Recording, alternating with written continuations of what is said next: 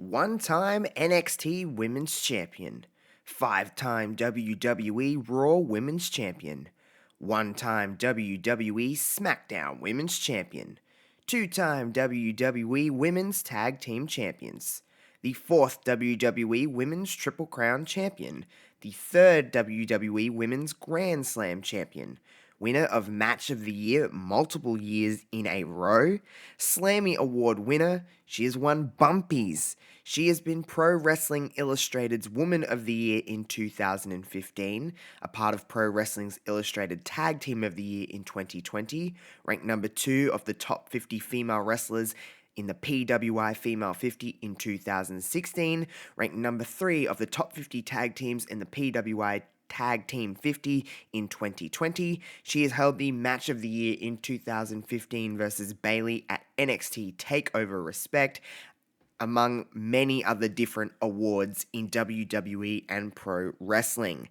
Ladies, gentlemen, my non-binary friends, it is I, Josh Robinson, here for Love Wrestling, and today it's the legacy of Sasha Banks.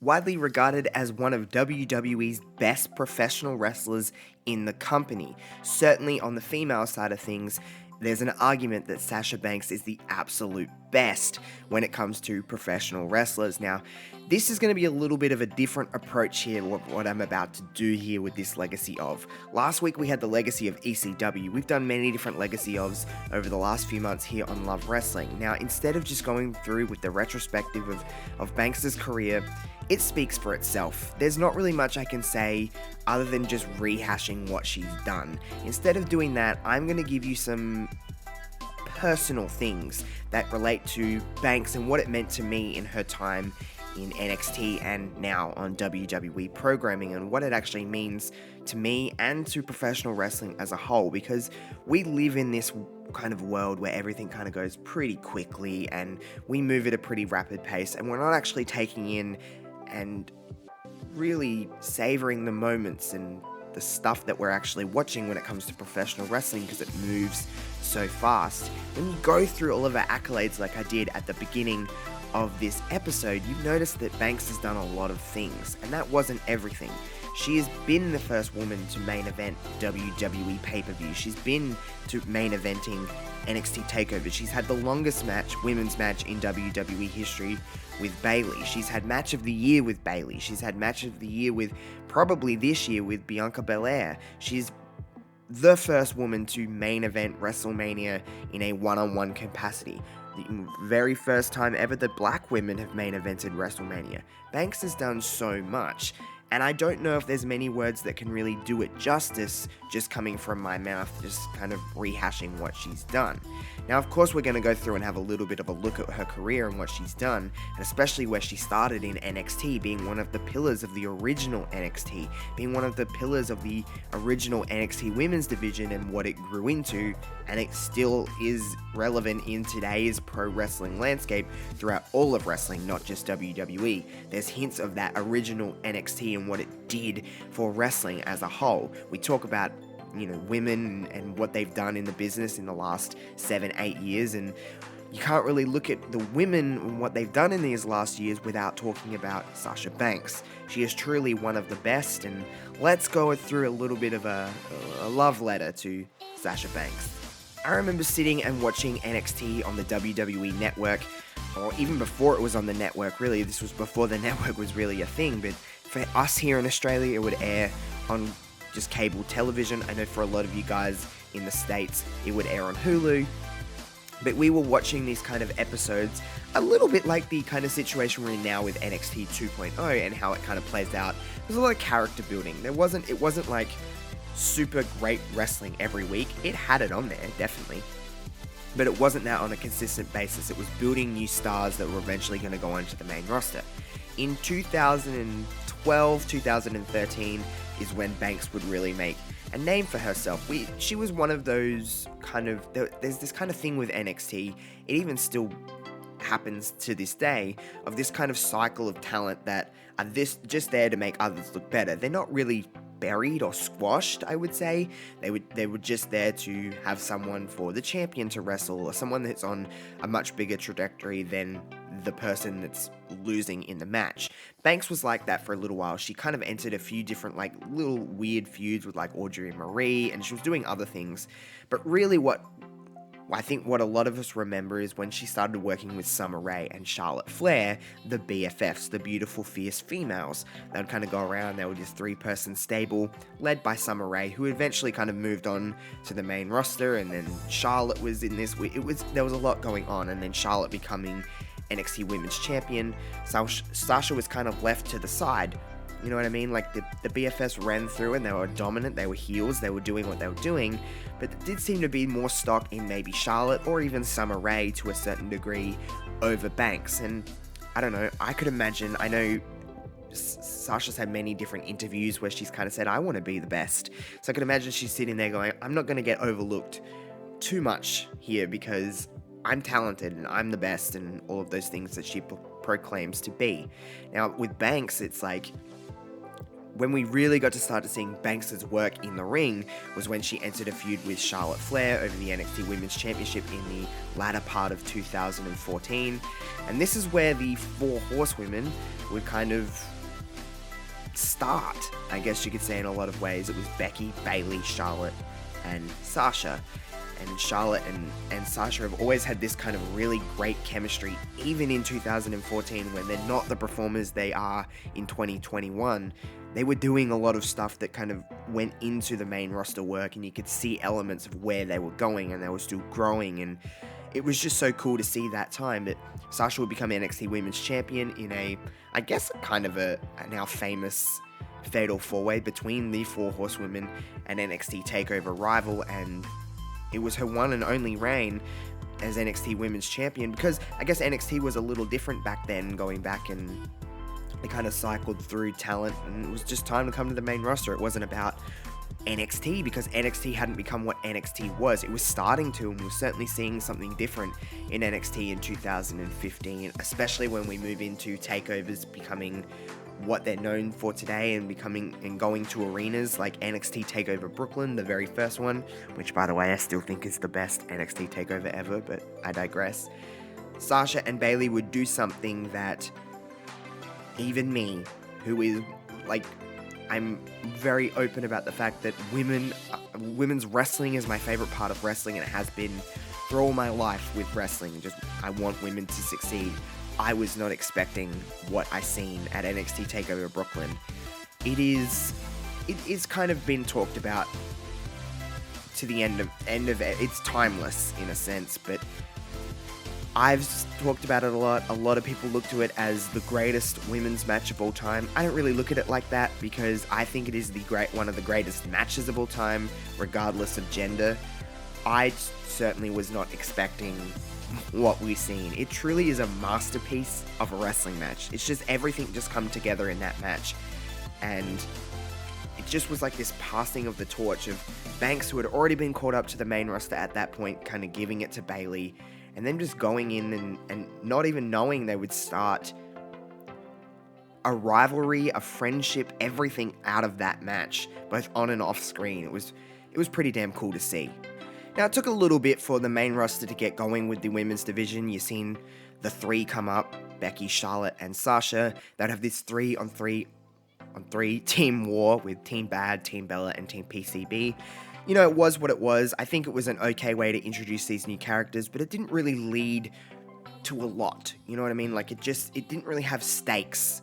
There wasn't really what can you really do with 9 people in a story, and they were just kind of wrestling. Yes, they were getting more time, and the matches were getting better in quality, but yeah, it didn't really lead to a lot. You had the SummerSlam match between the 3 teams, and there was a clear kind of divide with who they were really, I guess, projecting as who they wanted the best. Charlotte would win the Divas Championship from Nikki Bella in 2015, and it was just kind of floated out. You eventually had stories come out of these, but again, at that time, there was really only still one women's story. They were trying to do more, and they were trying to use Banks and utilize different women. And again, they were getting more time, and it was a slow build. Now, when Banks really comes into this is after Charlotte had turned heel, thank God. She went against Becky for a little while, and then Banks would come into the picture in January at the Royal Rumble in 2016. Going into WrestleMania 32, the best match on the card is that triple threat match for the first ever WWE Women's Champion, which is still weird. I guess it was just of this era. I guess you could say Charlotte would win. Banks and Charlotte would go on to Raw, and they would, after the draft, and they would start to have a really long program, a really long rivalry with some really fantastic matches. That first episode of the New Look Raw after the draft was fantastic. They had a match at SummerSlam where they would kind of piggyback the championship back and forth. They had a match at SummerSlam, like I said, which was also fantastic. I don't think there's ever been a Banks and Charlotte match that I haven't really loved because they've all been really good. More main events on Raw. They were main eventing. They had the first ever Hell in a Cell match for women in WWE and main eventing the pay-per-view the same night, the first ever time that's been done. They had matches like a 30-minute Iron Woman match at Roadblock of that year. They would really work a lot. Falls Count Anywhere matches, and again, it was the really solid one rivalry that we had for not only women of WWE, but on Raw in that time. There was kind of people working with other people at the time, and they were consistently working with one another, and they had some damn good matches. I genuinely loved it.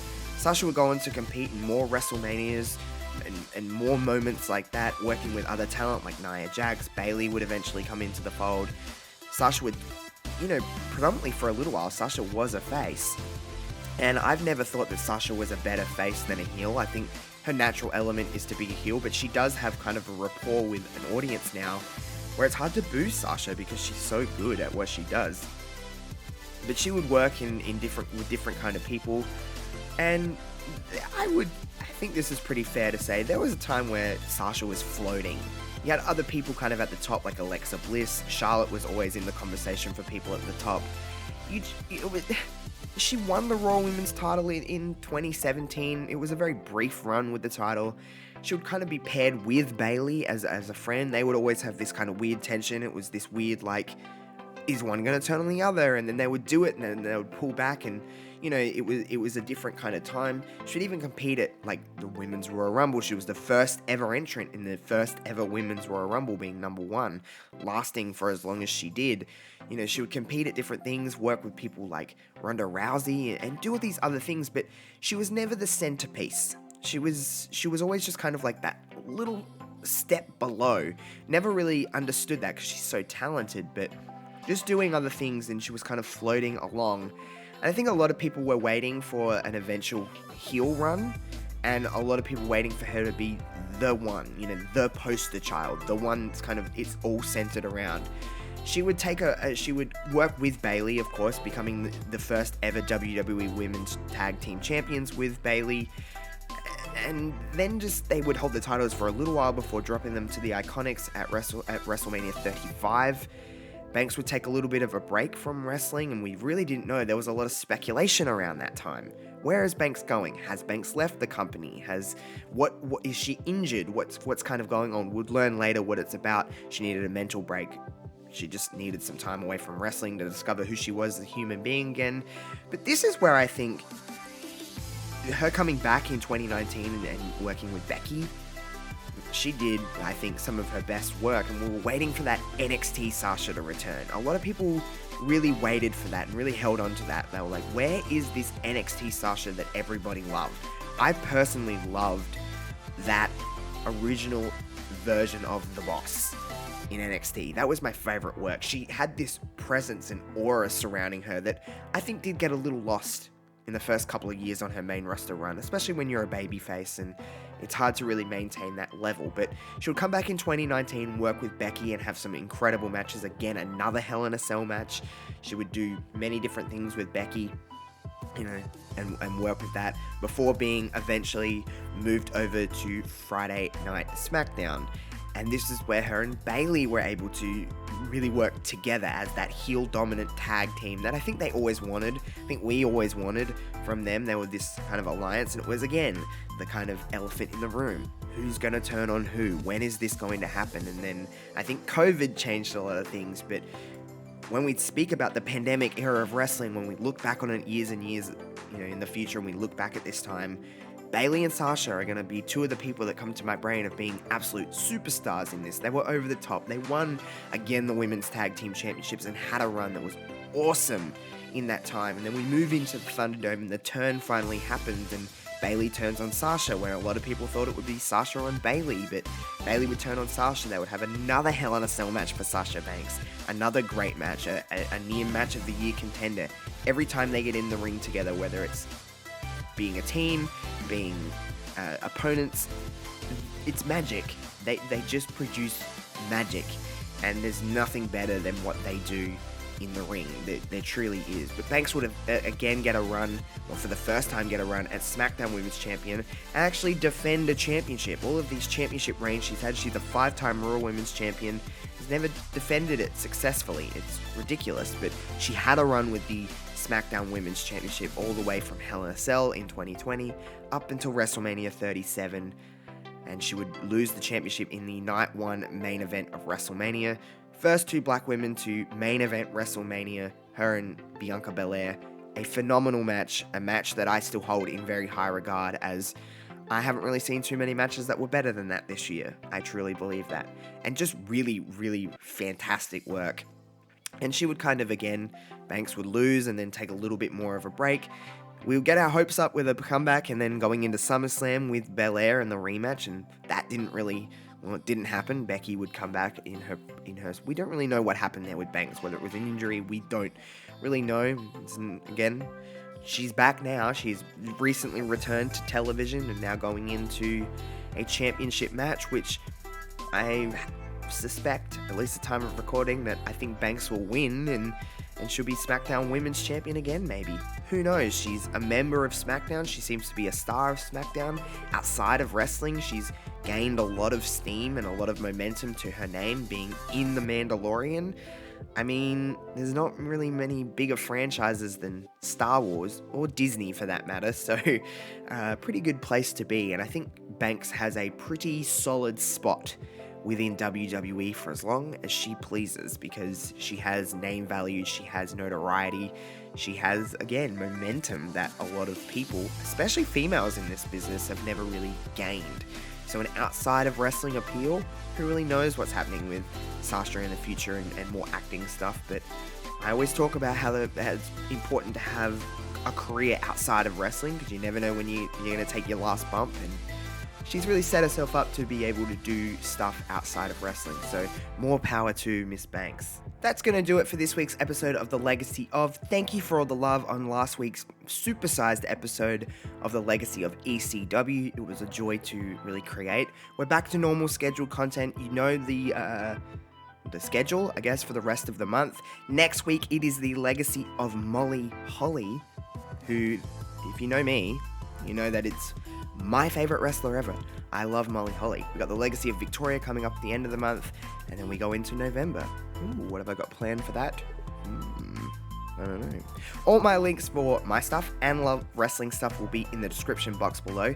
Let me know what you think about Miss Sasha Banks in the comments below, as well as on Twitter. Give this some love. Like, share, subscribe, hit the bell for all of that kind of good stuff. Until next Monday here on Love Wrestling, my name is Josh Robinson. I'm signing off. Peace out.